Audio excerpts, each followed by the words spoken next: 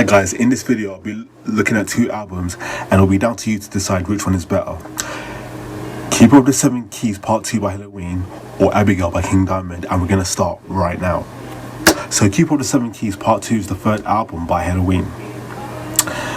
This album is musical perfection. Of course this album is considered a landmark in metal history, and rightly so. How can you go wrong with Kai Hansen on guitars and Michael Kiske on vocals? You can't.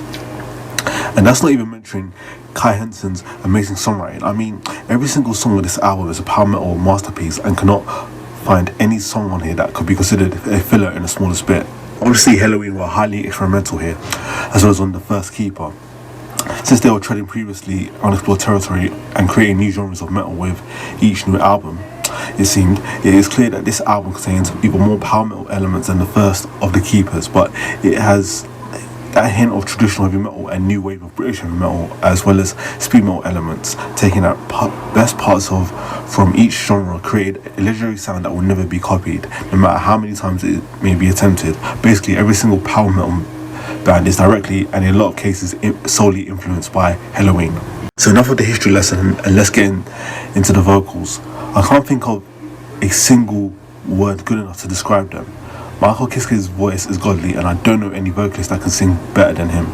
There's Bruce Dickinson of Iron Maiden, Rob Halford of Judas Priest, and Dio, and all amazing vocalists, and they do come close, but I do believe that in case of this album, Part 2, Michael Kiske outsings them all. There's an amazing, incredible amount of singing ranges. He can be heard singing high or singing low. Speeds vary as well. We hear him singing slow and operatically and singing fast. It adds a lot of variety and song and diversity to the album, which is yet another plus. Kiske's voice is also incredibly catchy. When you hear vocalists like, say, Timo Tolkki from Stratovarius, Tolkki's voice is incredibly forgetful. Kiske's is quite the opposite. Guitars on this release are perfect as well, range from slower songs like We Got the Right to faster songs like Eagle Fly Free. We always get riffs and solos that match perfectly with the mood of the song. Kai Hansen seems to be able to influence the listener's mood at will, which is something that not enough musicians can do. The song structures here are also flawless. The opening of each song is a masterpiece. I Want Out, for example, starts out with a short and repetitive guitar solo that is catchy as hell. Right after we hear Kiske singing, slowly but steadily building up to the chorus at the 55 seconds into the song, we hear a second drum in and the chorus erupts with one of the catchiest choruses in metal history. I want out, out, out. At 4 minutes and 10 seconds, the song begins to close, and we hear one more I want out as two more riffs and drums sound out, and then the song closes. It's perfect. The song's diversity on here is amazing, but it's not so diverse to be annoying. There is a perfect amount of speed and style changes throughout the album to keep the listener entertained all album long. Each song is something completely new and original, with no repetitions of any kind and no fillers whatsoever. The themes of the songs range greatly from, for example, we have the anthemic I Want Out, and then we have the legendary epic Keeper of the Seven Keys going at over 13.5 minutes. Then we have Eagle Fly Free, which is a speed metal masterpiece with power metal vocals from Kiske. And then we have songs along the line likes of Dr. Stein and Rise and Fall. Both are less serious and are simply goofy. But if you just take a look at Rise and Fall, for example. Pearson flies the rocket that takes him to the stars, thinks his wife is in the pocket, but she's strolling around bars. Absolutely ridiculous lyrics, sang in a ridiculous way, but you know what? It works. Helloween are not afraid to have fun while play, and don't worry while taking everything so damn seriously. That's how they earned the nickname Happy Helloween. They didn't earn it just for nothing. I love these guys, and this album is a big reason for that. Throughout the whole history, they've released legendary albums like, of course, Keepers, Time of Oath, Master of the Rings, and countless others, but this album right here is what etched their name into heavy metal history forever.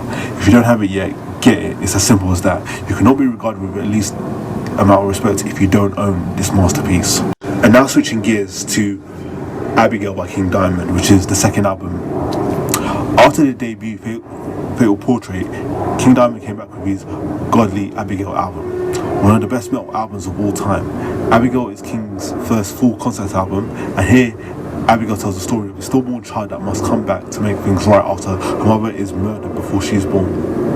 That's All I'll say here, because you really need to look into it yourself. Andy LaRock really grew between the two records. His performance here is godly. Tons of shredded, neoclassical solos and great melodies. Michael Dennett is also improved since his EP, since Fatal Portrait, though this is his last King Diamond album. Mickey D is also much better on here than Fatal Portrait. His great double bass and killer fills are now in full form. Timmy Hadson's thumping bass lines are also more pronounced. After the very creepy intro funeral, Abigail kicks off with one of the songs on the album, Arrival. Similar songs, Mansion of Darkness, Family Ghost and December Day of July 1777, all kick massive ass. The album's epic closing track, Black Horseman, round things out on this great album, but the story doesn't end with Black Horseman. As you all know, it will be continued on Abigail Part 2, The Revenge. Red Runner Records reissued the album, which features a great song on the album, Shrine. Unfortunately, it didn't fit the story, so it was just left off. It also features rough mixes of Mansion in Darkness, Family Ghost, and The Possession. You must own this album. If you don't, then King have mercy on you. So, which one is better? Let me know in the comments down below. Other than that, thanks for watching, and I'll see you next time.